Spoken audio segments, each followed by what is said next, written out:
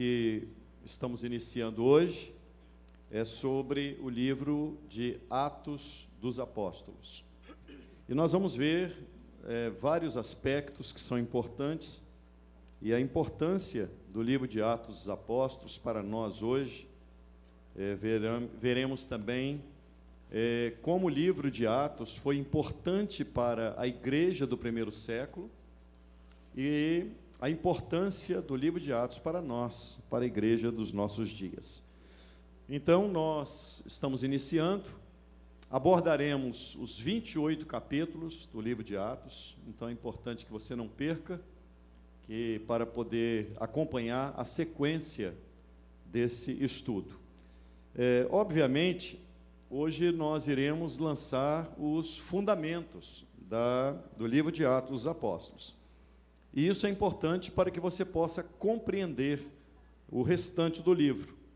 Então, precisamos compreender e veremos aqui por que o livro foi escrito, para que o livro foi escrito, para quem o livro foi escrito, em que época foi escrito e qual o objetivo, qual o tema deste livro.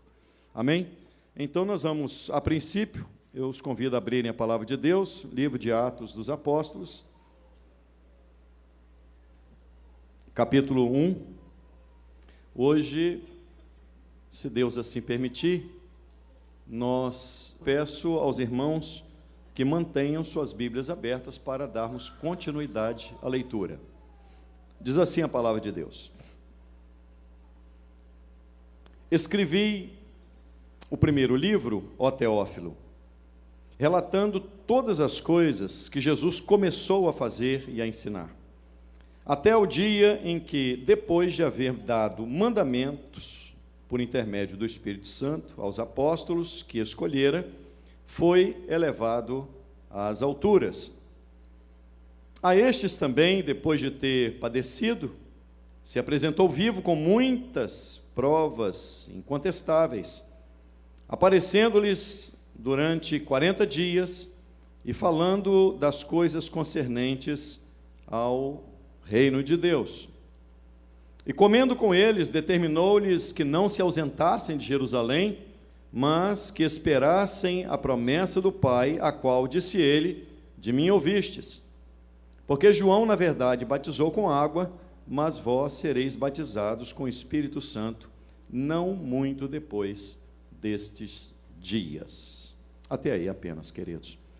Pois bem, antes de nós entrarmos em cada um dos pontos que abordaremos hoje no livro de Atos, eu quero trazer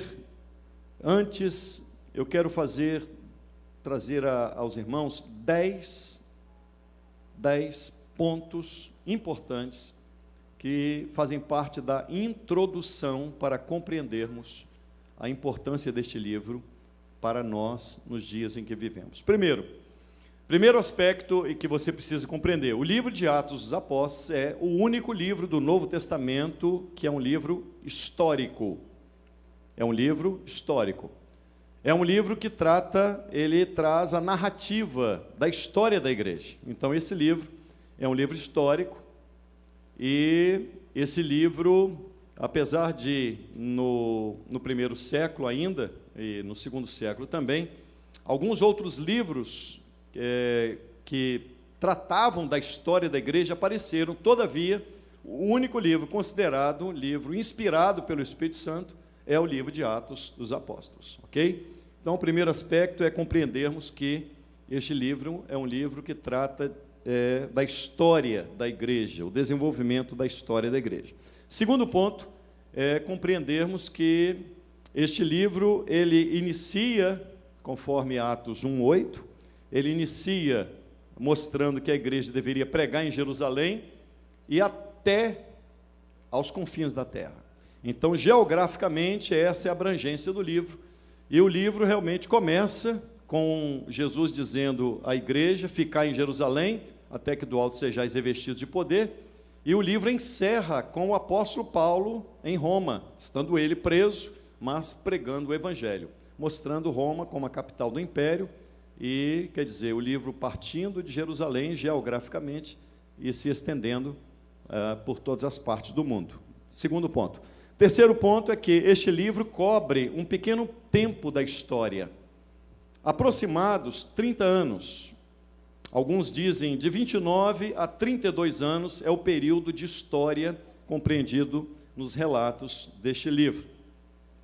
E outro aspecto importante, o quarto ponto, é não devemos normatizar o livro de Atos. Isto é, nós não podemos entender que todas as coisas que ali sucederam devem servir como normas para a igreja hoje.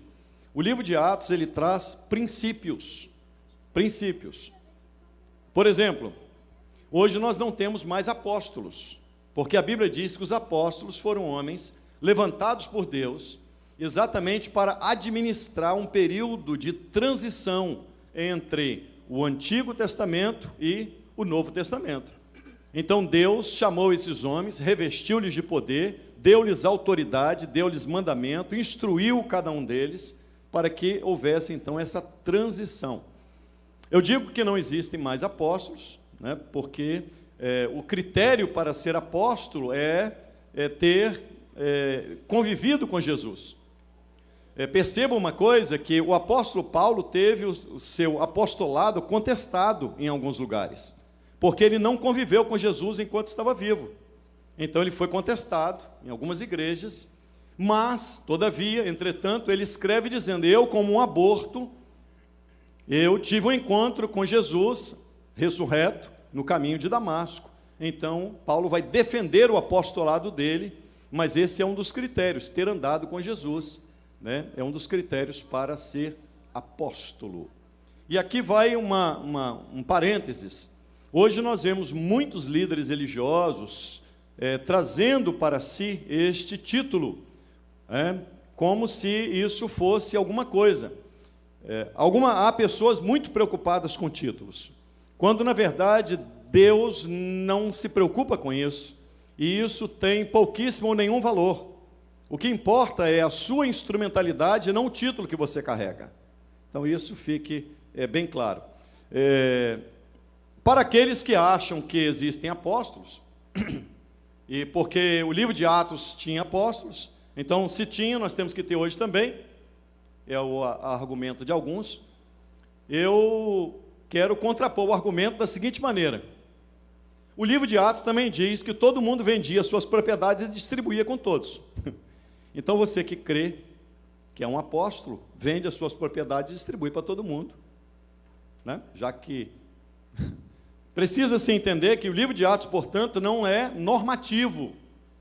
Ele traz princípios que vão nortear, que vão dar subsídio à igreja para prosseguir, ok?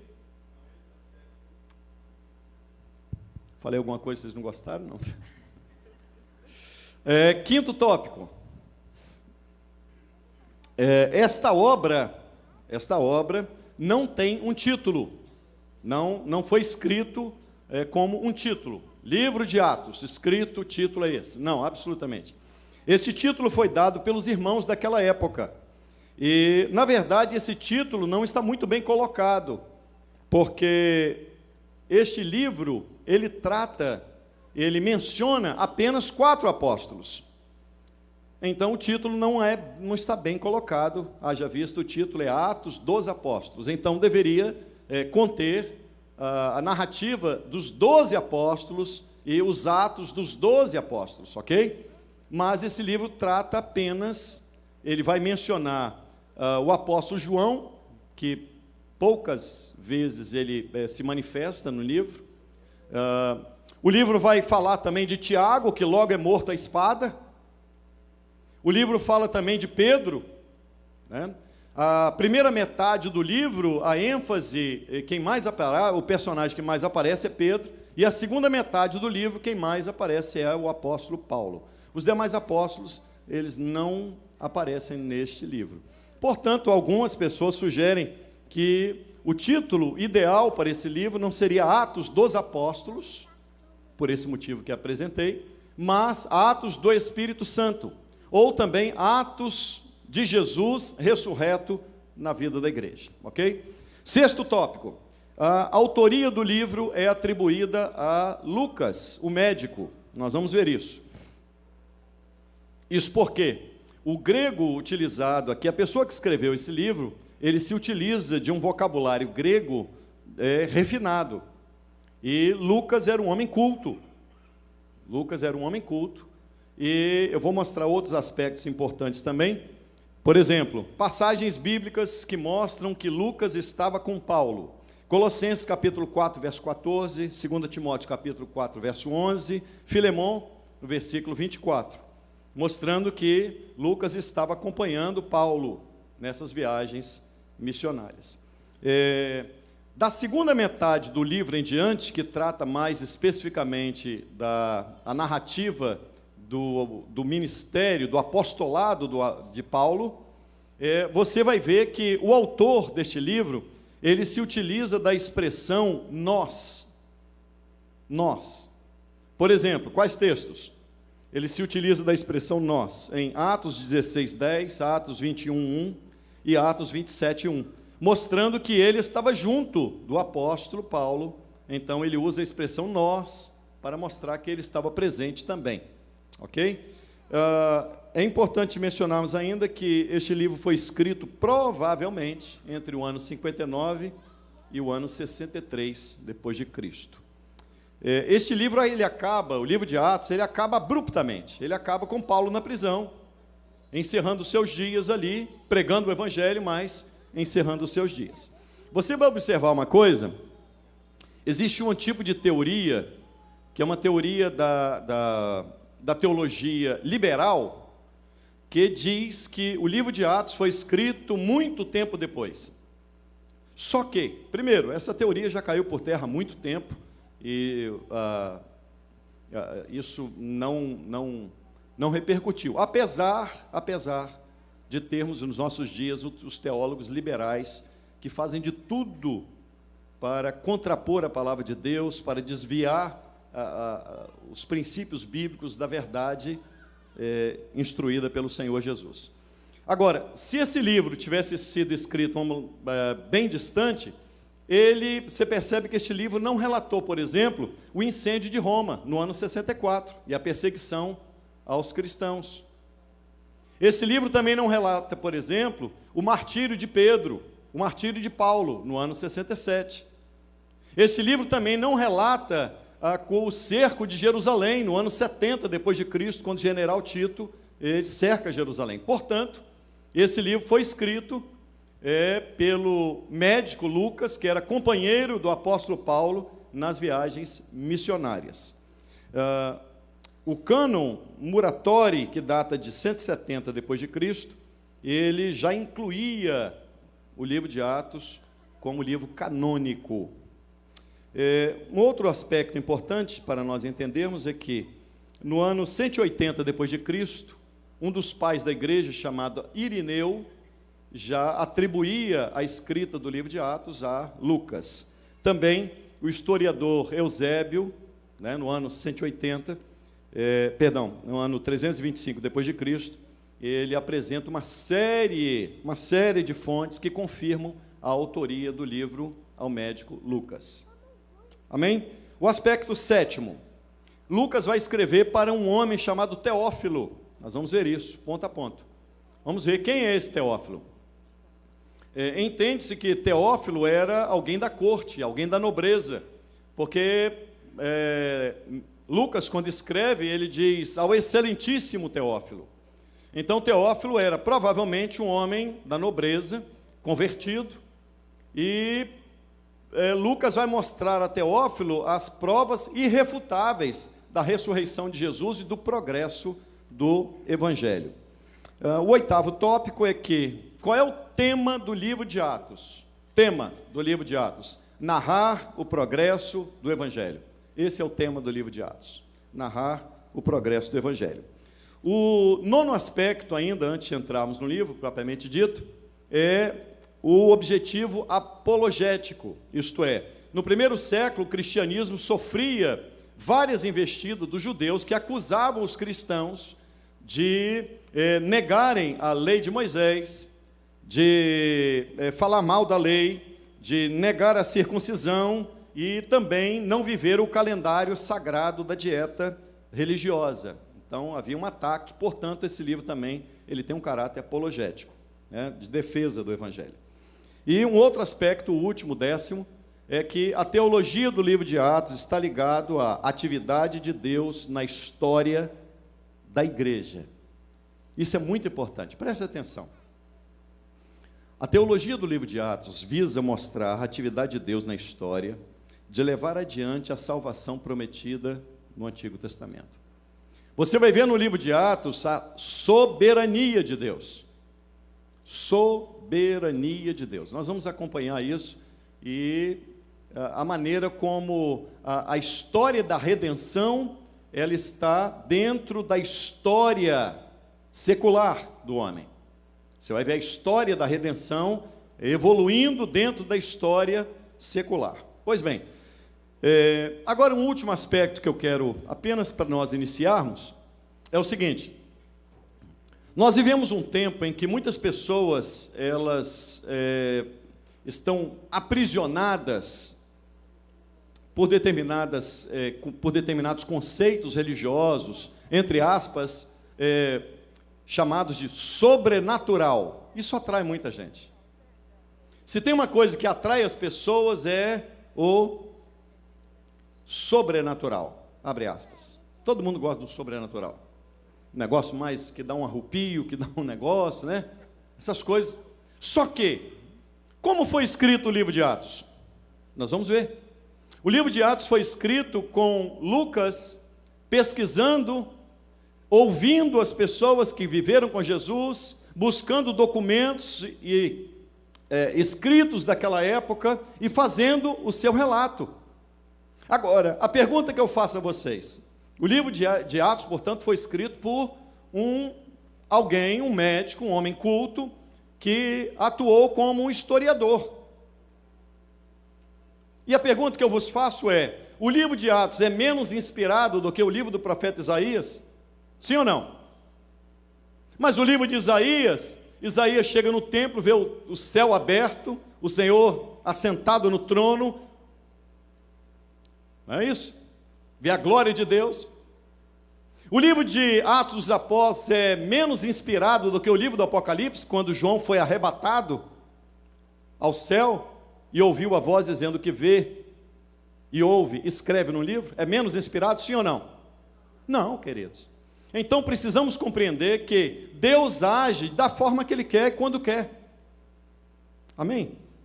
Então muito cuidado com o sobrenatural para você não cair em ciladas do diabo. Tá? O sobrenatural existe, desde que ele tenha fundamentação bíblica. Sobrenatural, com a tônica de uma áurea mística e supersticiosa, vai te levar a um distanciamento da palavra de Deus. Aliás, se tem uma coisa fácil para pregar, é quando você leva a igreja para o sobrenatural. Você dá uns gritos, você faz muda a voz, você, entendeu? Deus está me falando um negócio aqui agora, pronto. Você leva todo mundo e fica naquela expectativa. É ou não é? E não precisa estudar muito não, filho. Você não precisa de gastar horas de estudo. É só você encenar. Muito cuidado. Muito cuidado com aquilo que as pessoas dizem que Deus está falando, quando não é Deus que está falando. Aliás, vou dar uma ênfase especial. Lembram-se que uma das coisas que Jesus falou na sua vinda àqueles que estavam do lado de fora, que não entraram para as bodas, o que eles disseram? Eles disseram: Senhor, em teu nome, nós falamos em línguas, não foi? Em teu nome nós expulsamos demônios, em teu nome nós fizemos sinais. O que Jesus vai dizer para esses? Apartai-vos de mim, que nunca vos conheci.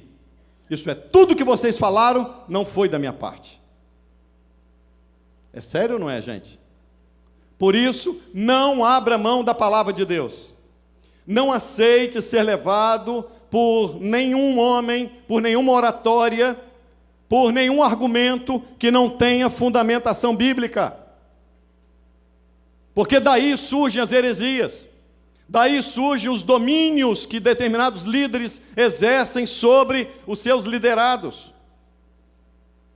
Daí surge todo tipo de loucura, gente.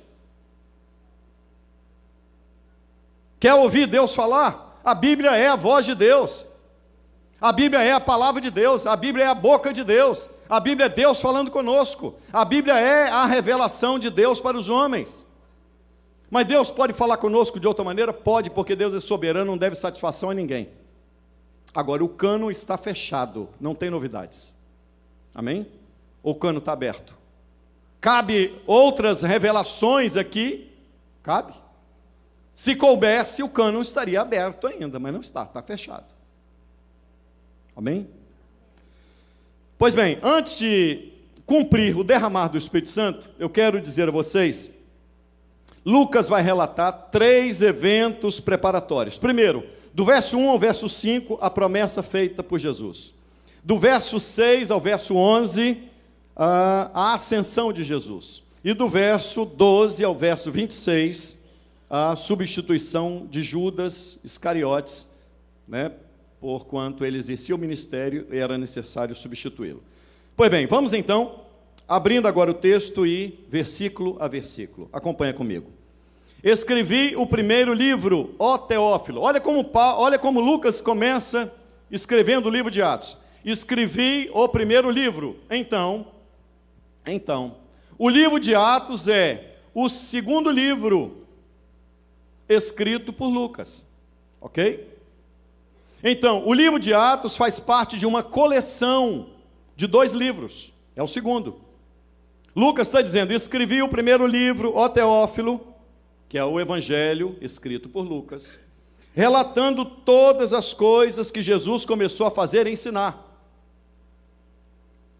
Teófilo era alguém da nobreza, e não apenas isso, Teófilo era um homem que tinha uma certa condição para, primeiro, patrocinar os escritos de Lucas. Eu quero lembrar você que quando a gente quer escrever alguma coisa, você senta no computador hoje, vai lá, digita, não é isso? Digita rapidinho. Gasta nada. Naquela época não era assim, não. Para você escrever, gastava-se. Tinha que ter recursos. E não apenas isso. Para você distribuir as cópias daquilo que foi escrito, era tudo feito de forma manual. E isso precisava de recursos.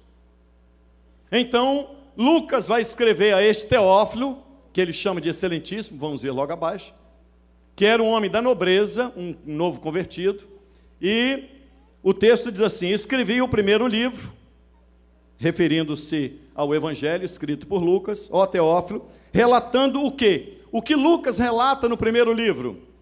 Todas as coisas que Jesus começou a fazer e a ensinar. É óbvio que quando Lucas diz todas as coisas, ele não está se referindo a tudo. Porque o Evangelho de João encerra dizendo que nem todos os livros do mundo caberiam tudo que Jesus fez, todos os seus milagres, todas as suas obras, todos os seus ensinos.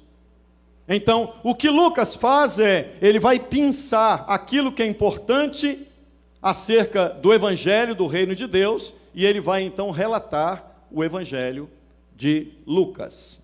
Pois bem, relatando todas as coisas. Pare um pouquinho aqui, que eu quero começar a conversar com você sobre essa frase. Todas as coisas que Jesus começou a fazer e a... Leia comigo. Fazer e a... ensinar. O que Lucas estava relatando? Todas as coisas que Jesus, primeiro, começou a fazer. Mostrando que o Evangelho de Lucas é o começo, e o livro de Atos, escrito por ele, é a continuidade. Amém? O Evangelho de Lucas é o começo que iniciou com Jesus. Começou com ele. E ele vai capacitar os apóstolos para darem sequência à obra missionária, àquilo que Jesus disse. Ide por todo mundo, ensinai as nações, batizando-os em nome do Pai, do Filho e do Espírito Santo. Então, a obra começou com Jesus, mas ele diz, haverá a continuidade. Então, começou a fazer e a ensinar. Preste atenção nesses dois verbos, fazer e ensinar. A ordem é perfeita, porque não se pode ensinar se você não faz. Primeira coisa é, Jesus fez, depois ensinou. Isso quer dizer, vamos trazer uma aplicação para a igreja, quem não faz, também não pode ensinar. Só pode ensinar quem faz. Jesus podia ensinar por perdão? Podia, porque ele perdoava. Jesus podia ensinar sobre o que é o amor? Podia, porque ele amava. Jesus podia ensinar sobre oração? Podia, porque ele era de oração. Jesus podia ensinar sobre jejum? Sim, podia, porque ele jejuava. Então, aquilo que Jesus começou a fazer e a ensinar. Quem quer ensinar na igreja, primeiro tem que fazer. Se você não faz, você não tem condição de ensinar. Amém? Isso é importante para nós.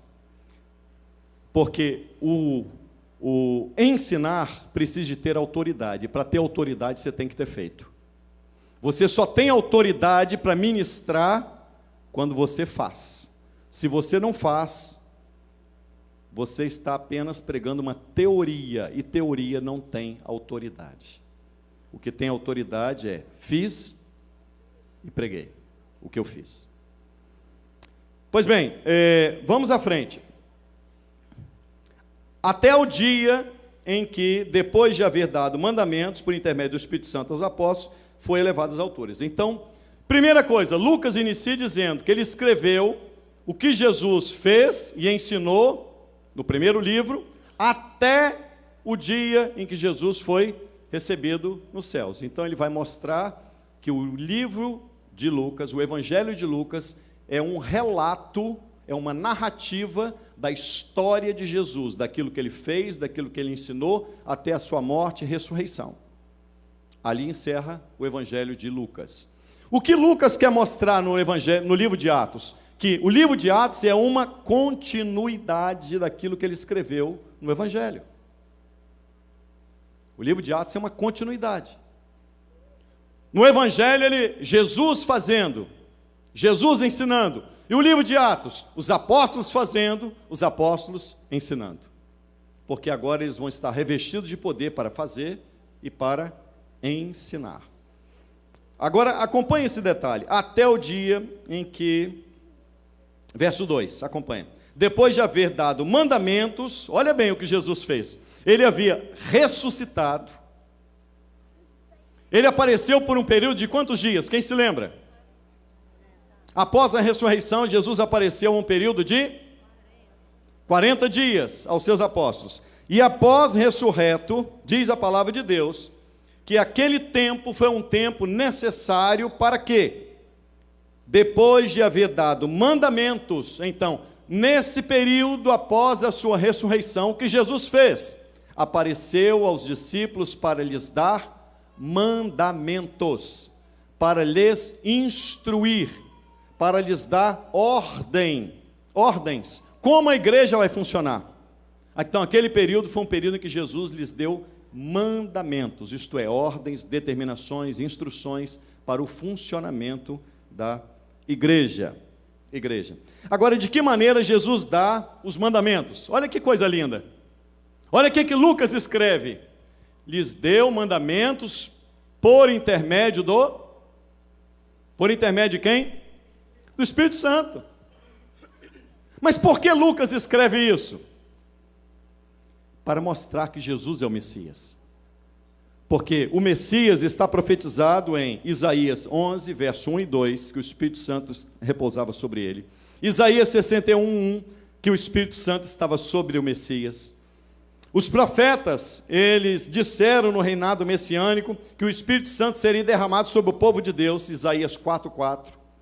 Ezequiel capítulo 36, verso 26 e 27, também diz que o Messias era um homem cheio do Espírito Santo. Então, Lucas escreve dizendo, ele deu mandamentos aos apóstolos por intermédio do Espírito Santo, para assegurar que ele é o Messias aguardado. Amém? Vamos à frente. Olha o que diz o texto sagrado. Deu mandamentos por intermédio do Espírito Santo aos apóstolos que ele escolhera. Olha a soberania de Deus. Não foram os apóstolos que escolheram ser apóstolos. Foi Deus, foi Jesus que os escolheu como apóstolos. Soberania. Soberania absoluta de Deus. Absoluta. E o livro de Atos vai relatar exatamente isso. Preste atenção, o livro de Atos relata a história, o progresso do Evangelho, o avanço do reino, em decretos eternos determinados pelo Deus Todo-Poderoso. Quando Pedro vai pregar, lembra-se que Pedro está pregando, ele diz assim: a esse Jesus, que vós matastes, mas quem entregou foi o Pai. Isto é, havia um decreto eterno. Por isso, aprenda uma coisa, a soberania de Deus caminha junto com a responsabilidade do homem. Deus escolhe, mas o homem não deixa de ser responsável pelas suas atitudes. Ok? Soberania e responsabilidade humana caminham juntos. Soberania de Deus e responsabilidade do homem caminham juntas. Que os apóstolos que ele escolhera foi elevado às alturas, mostrando que Jesus, então, foi assunto aos céus. Verso 3. A estes também, depois de ter padecido, se apresentou vivo com muitas provas incontestáveis. Meus irmãos, para um pouquinho para você entender o que Lucas está escrevendo ao colégio apostólico, à igreja daqueles dias. Lembra vocês que a igreja, ela haveria de sofrer, já estava sofrendo perseguições. O que eles iriam testemunhar para o mundo era algo que nunca havia acontecido. Qual é a mensagem do Evangelho? Qual era a mensagem de Pedro? Pedro escreve dizendo: a este a quem vós matastes, Deus o ressuscitou dos mortos.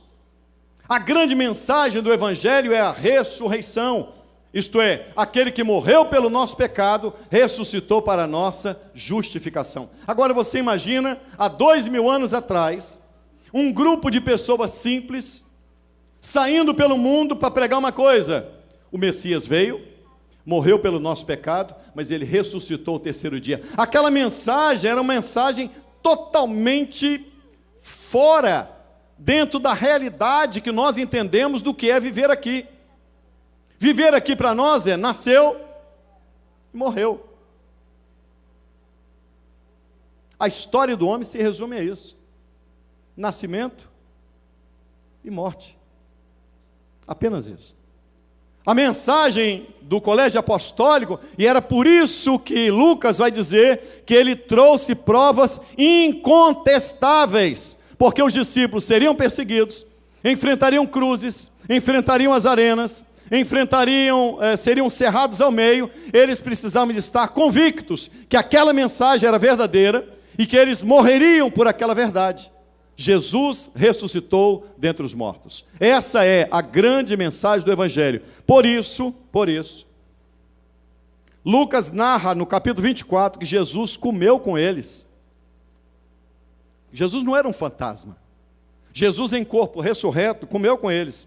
A ressurreição é algo totalmente contrário à nossa existência aqui, é verdade. E é por isso que Jesus se ocupou em um espaço de 40 dias para convencer os discípulos com provas irrefutáveis. Irrefutáveis. Lembra-se quando Maria Madalena foi ao sepulcro? Ela corre e avisa os discípulos: o mestre ressuscitou. Eles não creram. Porque é uma mensagem totalmente contrária à realidade nossa. E eles precisavam de ter a plena convicção, por isso as provas são irrefutáveis. Irrefutáveis, de que Jesus ressuscitou, ele venceu a morte. Ele é o Messias de Deus. Ele é o Verbo que encarnou-se. Verso 3, acompanha comigo a continuidade. Que apresentou o vivo com muitas provas incontestáveis, aparecendo-lhes durante 40 dias e falando das coisas concernentes ao reino de Deus. Percebam que ele passou 40 dias, primeiro, dando prova que ele havia ressuscitado, Segundo, dando mandamentos aos discípulos. Terceiro, o que ele fez nesse período de 40 dias? Falando sobre o reino de Deus. Por que ele precisava falar do reino de Deus? Porque na cabeça do judeu, eles esperavam um Messias político que viesse para resolver os problemas. Israel estava sendo subjugada diante da força do Império Romano. E tanto é assim, lembra-se a história dos 2 discípulos no caminho de Emaús?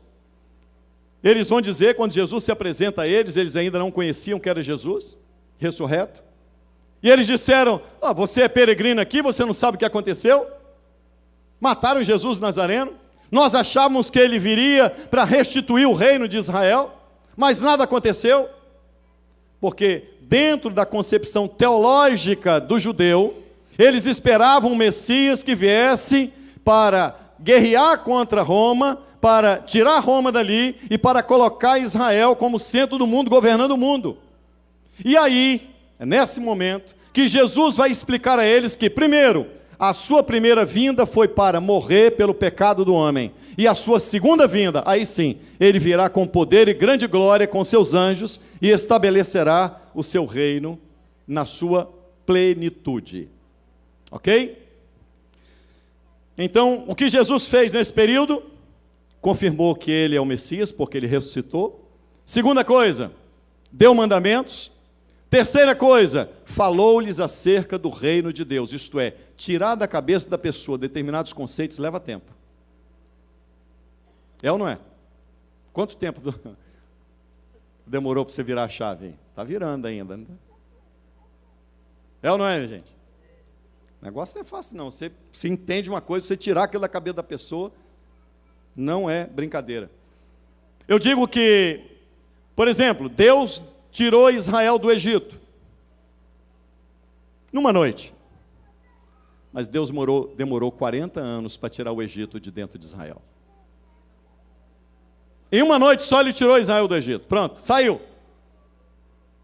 Mas ele passou 40 anos para tirar o Egito, aqueles conceitos de dentro do coração do povo. Vamos à frente. Jesus falava concernente ao reino de Deus. Agora, eu vou falar um pouquinho sobre o reino de Deus. O reino de Deus já veio, vai vir. O reino de Deus já veio ou vai vir? Já vimos isso em outras oportunidades, né? Já vimos? Sim ou não? O reino de Deus já veio. Jesus diz assim, o reino está no meio de vós. O reino veio quando? Quando o Messias veio. Ele vai à cruz do Calvário, o que ele faz? Ele pisa, ele esmaga a cabeça da serpente, ele já é ferido no calcanhar, ele ressuscita poderosa e gloriosamente. Então ele estabelece o reino. Jesus disse, o reino está entre vós. O reino já chegou. O reino está entre vós. Agora, Jesus inaugurou o reino. Inaugurou o reino. Mas a plenitude do reino ainda não aconteceu. Quando ele vier, então, haverá a consumação do reino. Ele inaugurou o reino com a sua vinda e ele vai consumar o reino com a sua segunda vinda. Ok? Entendido isso? Vamos à frente. Jesus lhes deu uma ordem, verso 4, acompanha comigo.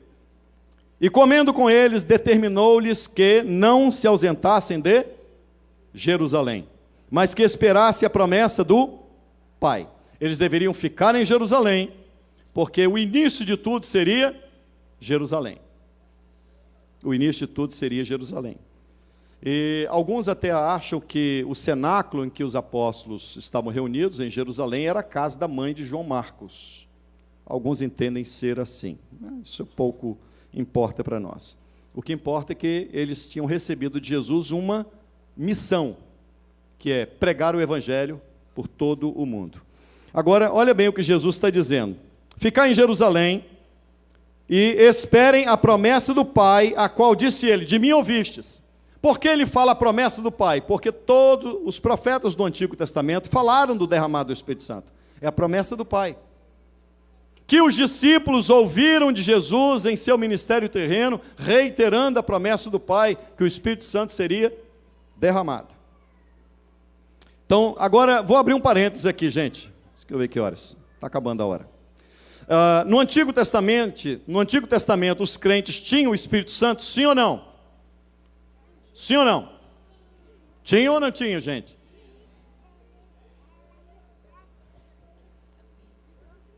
Se não tiver o Espírito Santo, não tem conversão.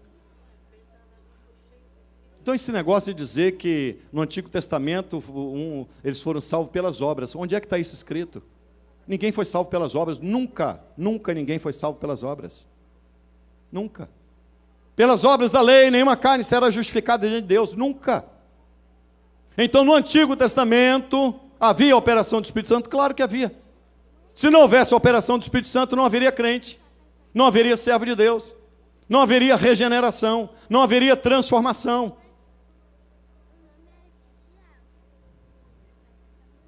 O que Jesus está dizendo aqui é o seguinte: agora vai acontecer um momento em que o Espírito Santo vai ser derramado e vocês serão revestidos de poder.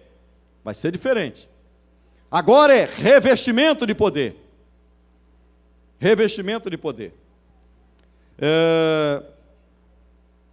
Agora era um momento em que eles seriam capacitados para cumprir a missão. A missão que eles receberam de pregar o Evangelho em todo mundo, eles seriam capacitados para isso. Agora, olha que coisa extraordinária. Jesus disse: de mim ouviste a promessa do Pai de receber o Espírito Santo. Porque João, na verdade, batizou com água, verso 5, mas vós sereis batizados com o Espírito Santo, não muito depois desses dias. Haviam passados 40 dias após a morte de Jesus.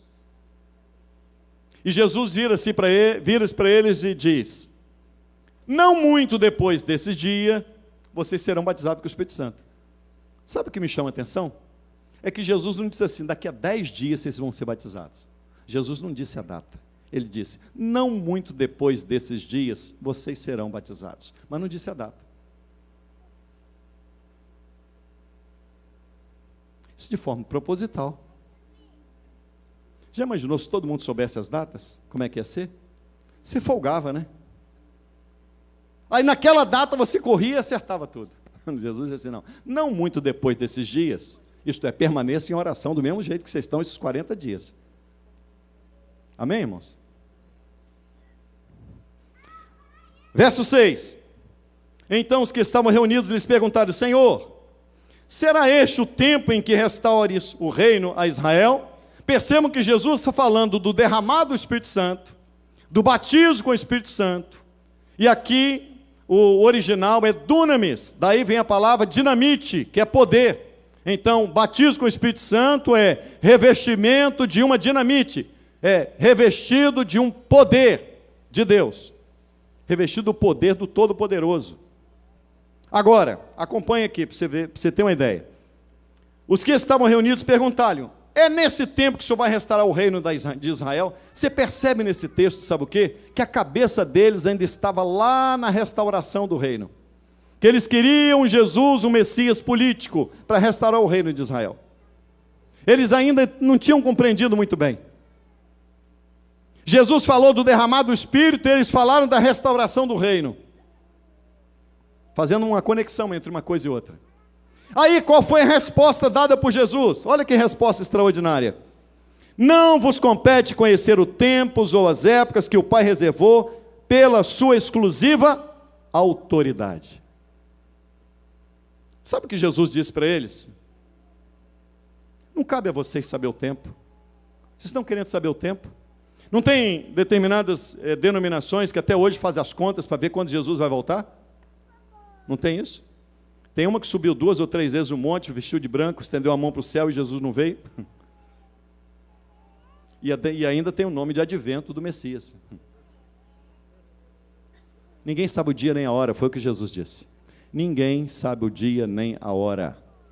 Jesus estava dizendo assim: ao invés de vocês estarem muito preocupados com escatologia, preocupe-se com a missiologia.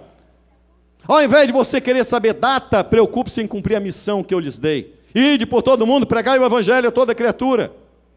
Amém, irmãos? Tem muita gente que gosta de procurar curiosidade e entra no campo das conjecturas. E é um perigo.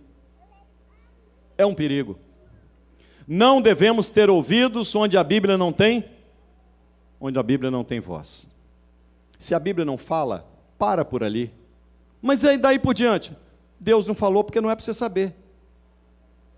Tem alguma coisa a reclamar com Ele? Eu acho que não. Tudo que é necessário, nós sabemos, está escrito aqui. O que não é necessário, eu não vou falar, acabou. Eu vou encerrar aqui para dizer só uma coisinha. Sabe o que a Bíblia é, irmãos? A Bíblia é um livro em que Deus está falando conosco, igual eu falo com a minha netinha, não é nem com Alice, é com a Antonella. É assim, vou, papá, mamã. É assim. A Bíblia é só isso. Se Deus fosse falar conosco tudo, a nossa cabeça tem dificuldade de compreender do jeito que está aqui. Você imagina bem se Deus, soberano Deus, todo-poderoso Deus, um Deus infinito, um Deus eterno, um Deus que os céus dos céus não podem comportá-lo, que os serafins voam e não se aproximam dele, mas tapam o rosto para não olhar para ele, tamanha a sua santidade. Você imagina bem quem somos nós para comportarmos tudo que Deus tem para nós. Eu vou abrir um parênteses para encerrar dizendo uma coisa: nem por uma eternidade nós conheceremos a plenitude de Deus. Por quê, pastor? Porque Ele é maior do que a eternidade. Só por isso. Vai ser um momento tão glorioso, porque todo dia tem coisa nova para nós descobrirmos desse Deus. A Ele a glória, queridos, a Ele a honra, a força e o louvor pelos séculos dos séculos.